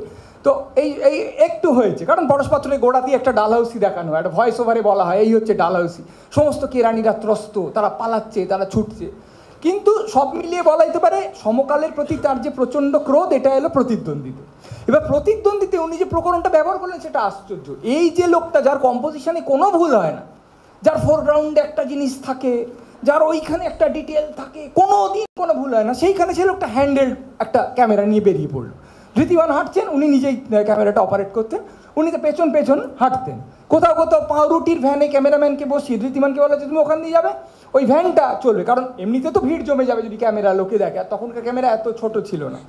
এবার গোটা ছবিতে অসংখ্য ঝাঁকুনি আছে, বহু কম্পোজিশন আছে যে সেইভাবে নান্দনিক, প্রত্যেকটা কম্পোজিশন গণিত মানলে দেখা যাবে অনেক ভুল আছে, কিন্তু সেখানে উনি সেটা কেয়ারই করলেন না। অর্থাৎ ফরাসি নবতরঙ্গ এসে যেটা বলেছিল যে ওই রকম নিখুঁত কম্পোজিশন করতে হবে না, কে বলেছে টপ অ্যাঙ্গেল নিতে হবে, লো লেভেল নিতে হবে, তুমি সমস্ত আই লেভেলে নাও, কে অত নিখুঁত কাজ করে, ওর নিখুঁত কাজের গোদার যেটা করলেন 1960 সালে, কাঁধে ক্যামেরা রেখে রাস্তায় বের করে দিলেন ক্যামেরাম্যানকে, কি করবো তুই কাঁধে নিয়ে প্যান কর। তখনকার দিনে এটা প্রায় ক্রাইম, একটা করতে পারো না। সত্যই কিন্তু সেইটাকে তুলে নিলেন, তুলে নিয়ে বললেন হ্যাঁ প্রতিদ্বন্দ্বী যেহেতু একটা প্রচণ্ড অস্থির সময়ের ক্রোধী ছবি, তাহলে এইখানে আমি ওই নান্দনিকতার পরোয়া করবো না। তাহলে একটা লোক যখন নান্দনিক তখন চূড়ান্ত নান্দনিক, যখন সেই অর্থে নান্দনিক নয় সেটাকেও উনি অসামান্যভাবে করছেন, এইটা চট করে দেখা যায় না। একটা লোকের একটা স্টাইল থাকে, সেই স্টাইলটাকে সে অনেক দিন ধরে চর্চা করে এমন করে গড়ে তোলেছে, সেটা দেখলে আমরা বুঝতে পারি এইটাই কমল কুমারের গদ্য। এটা না লিখে দিলেও হবে, এই গদ্যটা কমল কুমার লিখেছেন, এটা আর কেউ লিখবে। এই গদ্যটা লীলা মজুমদার লিখেছেন, এটা আর কেউ পারবে না। এই লাইন জীবনানন্দ ছাড়া আর কেউ লিখতে পারবে না, কারণ তার কোনো ট্রেডমার্ক আছে, তার সিগনেচার আছে। এবার সত্যই তেমন অদ্ভুত যে অমুকটা করছেন, সেটা মনে হচ্ছে হ্যাঁ এর তুলনা নেই। এইভাবে অপরাজিতর যে কম্পোজিশন, এই কম্পোজিশন আবার প্রতিনিধি কম্পোজিশন নেই, সেটাও হচ্ছে। আবার যেখানে মিউজিক্যাল, যেটা সুভদ্রা বলছি, এরম সুর, এরম কথা, ঘরে ঘরে লোকে সেই গান গাইছে। মানে যে মুহূর্তে গোপী গাইন মুক্তি পেয়েছে, গোটা বছর সারা পশ্চিমবঙ্গে সব ছেলে মেয়ে ওই গানই গেয়েছে। এখনও যে একবার গানটা শোনে সেটা গুনগুন করতে থাকে, তাহলে সে লোকটা তো গান করে না। নিজেই বলছেন যে ভেবে দেখলাম একটা মিউজিক্যাল করলে হয়, তা কয়েকটা গান তখন লিখে ফেললাম, তারপর সুর দিয়ে ফেললাম, দেখলাম উত্তর হচ্ছে, তা করে দেওয়া যাক। তো ব্যাপারটা তো সহজ নয়, তাহলে তো লোকটা গানই করবে, করলো না তো। আর মানে কি করে যাক, তুমি পরের দিকে তো বলেছে এই ব্যাকগ্রাউন্ড মিউজিক ব্যবহার করার আসলে মানে হয় না, ওটা আমরা একটু ভুল করতাম, অত এমফাসাইজ করে দেওয়ার কী আছে আবে। ফলে যে লোকটা যেদিকেই যাচ্ছে সিনেমাটার ধরনটা বদলে যাচ্ছে, কিন্তু সেই ধরনটাকে তক্ষুনি আবার এমন করে আয়ত্ত করে নিচ্ছেন, এবং সেইখানে আবার নিজের সইটা এমন করে করে দিচ্ছেন যে কোনোরকমভাবে সেটাকে কোনোভাবে আপনি অস্বীকার প্রায় করতে পারবেন না। মানে একটা অনেক ছবি খারাপ করেছেন নিশ্চয়ই, সে তো করবেই, মানে একটা লোক তো সব ছবি ভালো করতে পারে না, কিন্তু যেগুলো ভালো করছেন সেগুলো এত রকমের ভালো যে সেটা খুব আশ্চর্য। আরেকটা জিনিস হচ্ছে কৌতুক, মানে প্রায় যে কোনো জিনিসে যেভাবে একটা কৌতুকের আলপনা, একটা কৌতুকের বর্ডার দেওয়া থাকছে, মানে এটা অভাবনীয়। উনি বলতেন, পথের পাঁচালী ওনার একটা সাক্ষাৎকার আছে যেখানে বলেছেন যেখানে যেখানে ন্যারেটিভটা খুব এমনি হয়ে যাচ্ছে, ফ্ল্যাট হয়ে যাচ্ছে, সেখানে আমি পয়েন্ট কাউন্টার পয়েন্টের বুনন দিয়ে এনরিচ করেছি। এখন পয়েন্ট কাউন্টার পয়েন্ট তো ক্লাসিক্যাল, ওয়েস্টার্ন ক্লাসিক্যাল মিউজিকের ব্যাপার, সেটা আমি ছেড়ে দিলাম। কথা হচ্ছে এই যে একটা জিনিস খুব একটা কিছু নয়, সেখানে উনি এমন একটা ডিটেল দিয়ে সেটাকে এমন আশ্চর্য সম্পদশালী করে তুলতেন, ভাবা যায় না। ধরো ইন্দির ঠাকুর বাড়ি ছেড়ে চলে যাবে, পুঁটলি বাঁধছে, হতেই পারে একটা বুড়ি মানুষ পুঁটলি বাঁধছে চলে যাবে, আর কি দেখাবো। তার আগে উনি একটা শট নেন, একটা ছোট্ট বেড়াল ছানা একটা মাটিতে বসে আছে, এই শটটার কোনো অর্থই হয় না। ওমা ইন্দির ঠাকুর পুঁটলিটা বেঁধে ঝপ করে ফেলেন, এবং আমরা আবার বিড়াল ছানাটা সরে যাই, সে পুঁটলির মধ্যে অদৃশ্য হয়ে যায়, অর্থাৎ পুঁটলিটা বিড়াল ছানাটার মাথায় এসে পড়ে, আমরা হেসে উঠি। তারপর আবার ইন্দির ঠাকুর যখন পুঁটলিটা তোলে তখন বিড়াল ধ্যান বলে ফেলে দেয়। অর্থাৎ একটা লোক পুঁটলি বাদ যে এটাকেও একটা ডিটেল দিয়ে এনরিচ করা যায়। একজন খুব বড় পরিচালক বলেছিলেন, তিনি বিদেশি পরিচালক, তিনি পথের পাঁচালী দেখতে বসেছেন, একটু এলিয়ে বসেছেন, যেরকম সবাই বসে, ঠিক আছে, ভারতের একটা পরিচালক, ভারত কত ভালো ছবি করছে। এবার যেতে হঠাৎ উনি দেখেন যে একটা ছোট্ট বাচ্চা মেয়ে, অর্থাৎ দুর্গা, ছোট দুর্গা, সে কতগুলো বেড়াল ছানাকে বার করছে একটা হাঁড়ির মধ্যে থেকে। এবার সেই শটটা হঠাৎ বদলে গিয়ে হাঁড়ির মধ্যে থেকে নেওয়া হয়। এবার একটা লোক যখন হাঁড়ির মধ্যে থেকে কিছু বের করছে, আমি তো হাঁড়ির মধ্যে থেকে শট নিতে পারি না, এমনিতে সম্ভব না। তার মানে উনি ক্যামেরাটাকে মাস্ক করে ওইভাবে নিয়েছে। এবার ওই পরিচালক বলছেন, আমি তখন সোজা হয়ে উঠে বসলাম যে এইরকম একটা শটের ধারণা একটা লোকের আছে, এটা ফট করে হতে পারে না। হঠাৎ প্রথম ছবি থেকে একটা লোক যখন কম্পোজ করছে, কি করবে যে একটা গেলাসের মধ্যে থেকে, আমি কেউ জানি না গেলাসের মধ্যে থেকে শট আবার নেবো নাকি, সেটাও সে ভাবছে। ফলে এই সমস্ত জিনিসগুলো দিয়ে দিয়ে একটা অবভিয়াস জিনিসকে উনি নন অবভিয়াস করার একটা ব্যাকরণ নিজে নিজে তৈরি করছে। যে কোনো কিছুতে একটা যে কৌতুক আনা, এইটা ওর একটা ধরন হয়ে গেছে, সেটা সব সময় আসবে। জন অরণ্য, গৌরব অভিঘোষ একটা বক্তৃতার দিকে বলেছিলেন যে জন অরণ্য নেমে এত বক্তৃতা শুনলাম, এটা যে একটা ব্ল্যাক কমেডি, এই কথাটা কেউ বলেনি, কারণ তখন বাঙালিরা ব্ল্যাক কমেডি কথাটা খুব জানতোও না। আর একটা আপাত একটা সম্পূর্ণ অন্ধকার ছবি, একটা যুগের কথা বলছেন যে যুগের কোনো মূল্যবোধের কোনো অর্থ নেই।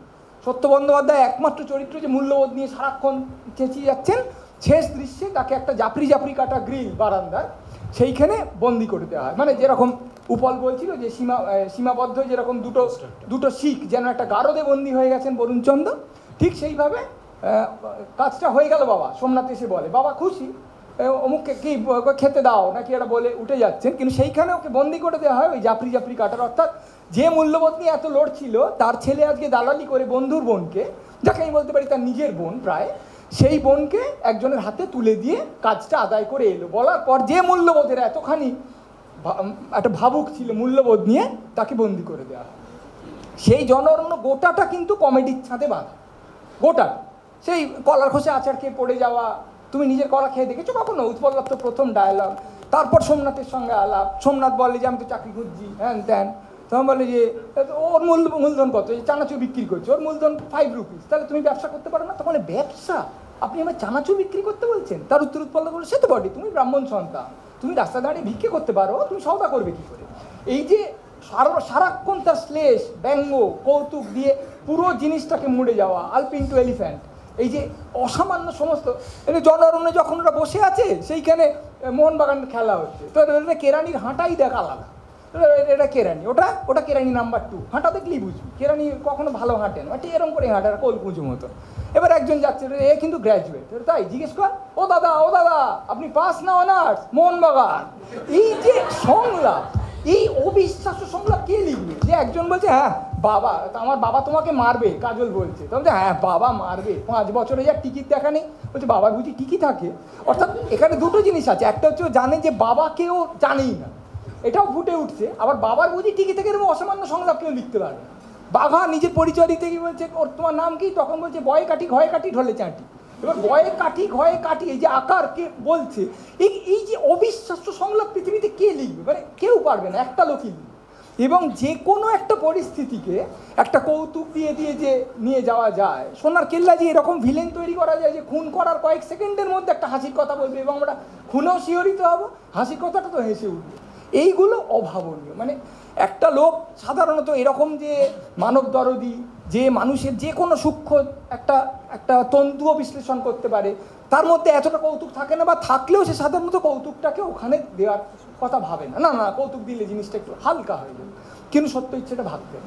এবং একটা লোক এইরকম সংলাপও লেখে, এইভাবে মানুষের চরিত্র উন্মোচন করে, আবার সারাক্ষণ এইরকম একটা কৌতুক, যেটা উপল দুষ্টুমি বলছিল, সেইটাকে বুনতে যায়, এইরকম সাধারণত ভাবা যায় না। আমাকে সত্যিতের অনেক কিছুই অবাক করে, সকলকেই করে।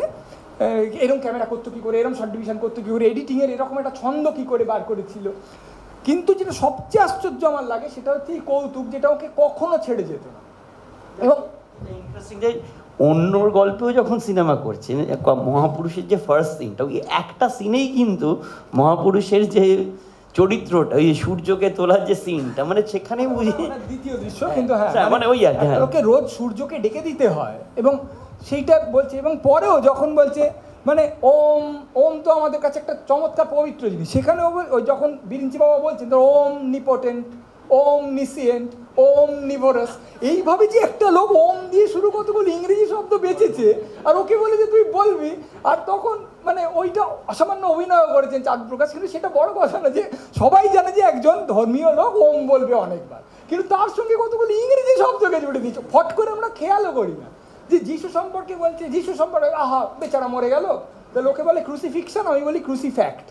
এই যে ফিকশনের সঙ্গে ফট করে একটা পান করে দিয়ে বলছে, মানে এগুলো কি করে যে করতেন, এটা অবিশ্বাস্য। মানে আমি সত্যি বলছি, দুবার যখন মহাপুরুষ দেখেছি বুঝিও নি যে ওমের সঙ্গে কি বলছেন, পরে দেখি সমস্ত ইংরেজি শব্দ বলে যাচ্ছে যে ওম দিয়ে শুরু। এবার মাথায় আসার পর তো ডিকশনারি থেকে ওগুলো টুকে নেওয়া এমন কিছু নয়, কিন্তু এই মাথায় আসাটা একটা জিনিয়াসের কাজ। সুবোধবাবু কিছু একটা বলছিলেন চন্দ্রিলের কথার সূত্র ধরে।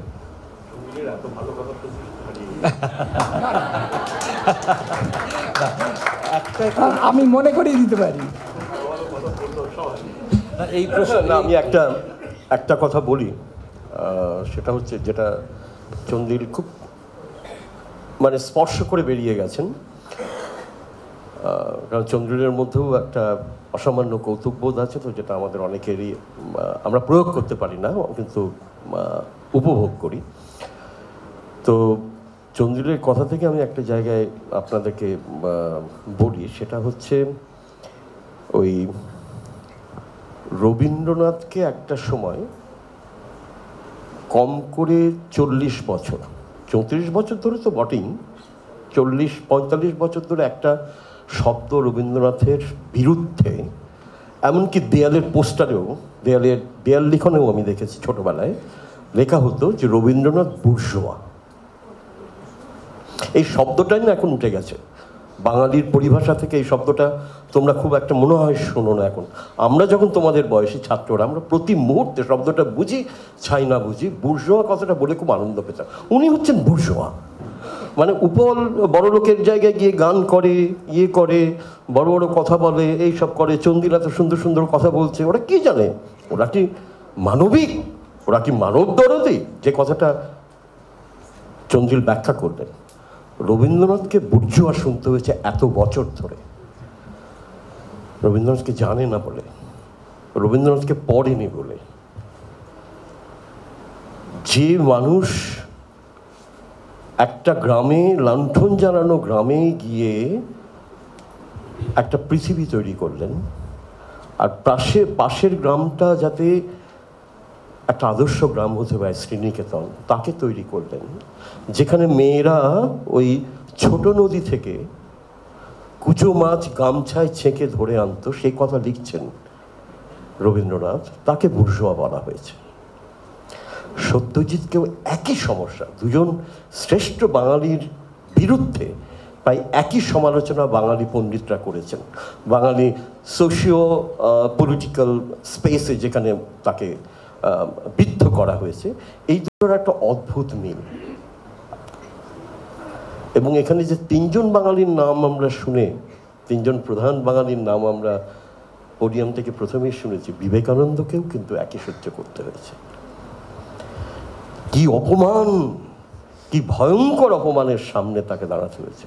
বিবেকানন্দকে হয়েছে, যে তিনজন বাঙালির কথা বলা হলো শ্রেষ্ঠ বাঙালি, রবীন্দ্রনাথকে সহ্য করতে হচ্ছে। এবং রবীন্দ্রনাথ এবং অশনি সংকেত করার পরে এইরকম সমালোচনা হয়েছে যে দুর্ভিক্ষ দেখাচ্ছে। দেখুন, তখন প্রথম ওটাকে কি বলে, ইস্টম্যান কালার, আমি আবার টেকনিক্যাল নামগুলো জানি না, যেটা বলতে পারবে, সিরাত বলতে পারবে, চন্দ্রিল বলতে পারবে, মনে হয় ইস্টম্যান কালার বলতে তখন নয়। প্রথম ছবি, প্রথম মনে হয় ভারতবর্ষের প্রথম ছবি, আমরা ওই পোস্টারে দেখতাম লেখা থাকতো অশনি সংকেত। কেন রঙিন প্রজাপতি এসে রঙিন পাতায় বসছে, বাঙালি প্রথম দেখছে বাংলা ছবিতে। এবং প্রজাপতিকে এত সুন্দর করে দেখানো হচ্ছে কেন, যখন মানুষ খেতে পাচ্ছে না।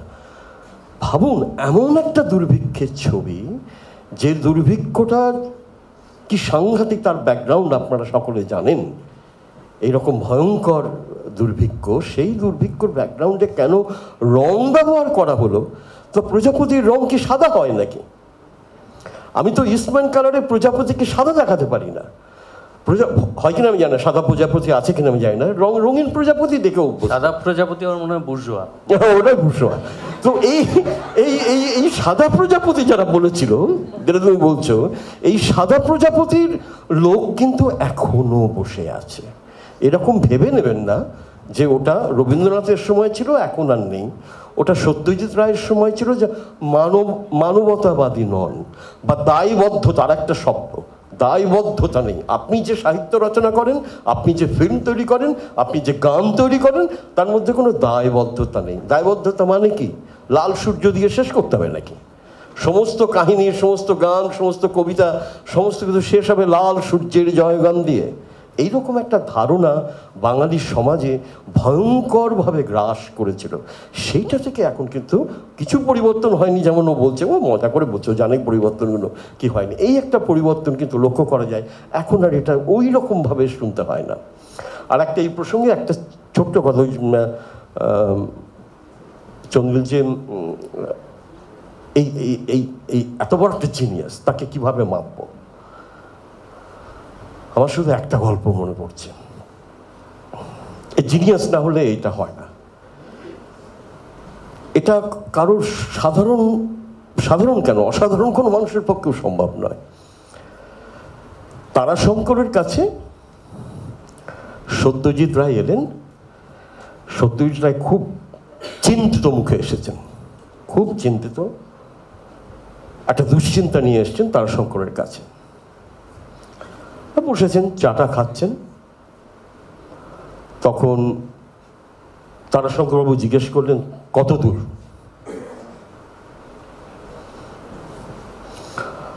বললো, হ্যাঁ আমি তো শুরু করতে চলেছি, কাজটা শুরু করতে চলেছি খুব শিগগিরই। আমি এই বাড়িগুলো দেখছিলাম, রাজবাড়িগুলো দেখছিলাম।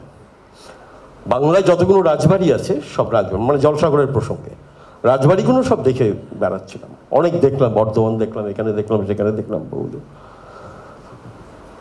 তখন তারাশঙ্কর বাবু জিজ্ঞেস করেছেন, তা আপনি কোন রাজবাড়ি ঠিক করলেন, কোথায় শুটিং করবেন? না, আপনার পছন্দ হবে না, কিন্তু আপনার গল্পের সঙ্গে আমার মনে হলো এটা চাই, তাই জন্য আমি এটা পছন্দ করেছি, কিন্তু আপনার একদমই পছন্দ হবে না। বললো, কোন রাজবাড়ি বলুন না।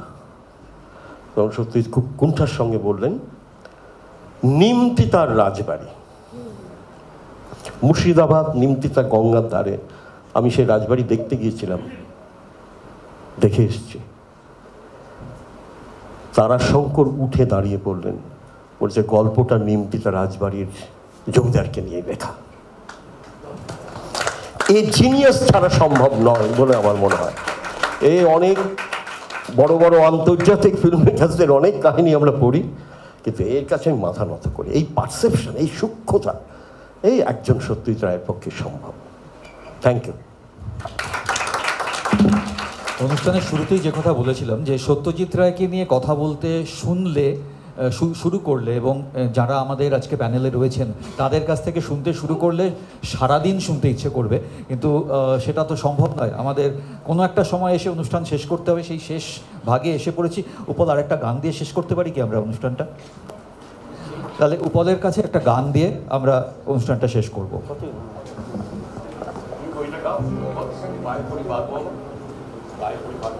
না,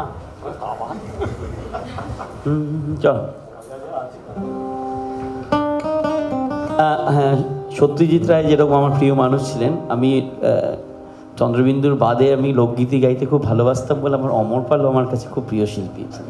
তো অমর পাল সত্যজিৎ রায়ের কম্বিনেশনে একটি গান আছে, তো সেটা শোনাচ্ছি, আশা করি ভালো লাগে।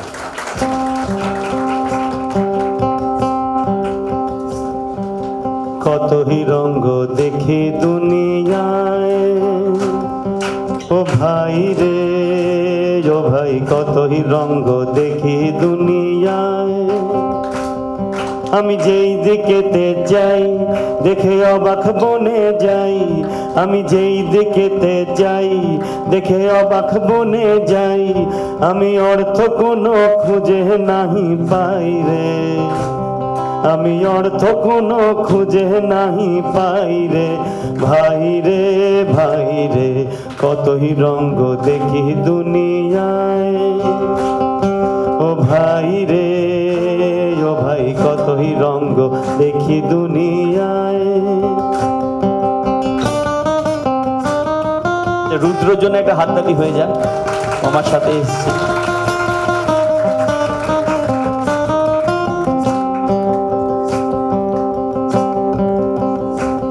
দেখো ভালো জনের, দেখো ভালো জনে রইল ভাঙা ঘরে, আর মন্দ যে সে সিংহাসনে চড়ে। দেখো ভালো জনে রইল ভাঙা ঘরে, আর মন্দ যে সে সিংহাসনে চড়ে। দেখো সোনার ফসল ফলায় যে তার দুই বেলা মেটে না আহার, সোনার ফসল ফলায় যে তার দুই বেলা জোটে না আহার। হীরার খনির মজুর হয়ে কানা করি নাই, ও যে হীরার খনির মজুর হয়ে কানা করি নাই, ও যার কানা করি নাই। ওরে ভাই রে ভাই রে, কতই রঙ্গ দেখে দুনিয়ায়। ও ভাই রে ও ভাই, কতই রঙ্গ দেখি দুনিয়ায়। একবার সবাই একসাথে, কতই রঙ্গ দেখি দুনিয়ায়। ও ভাই রে ও ভাই, কতই রঙ্গ দেখি দুনিয়ায়।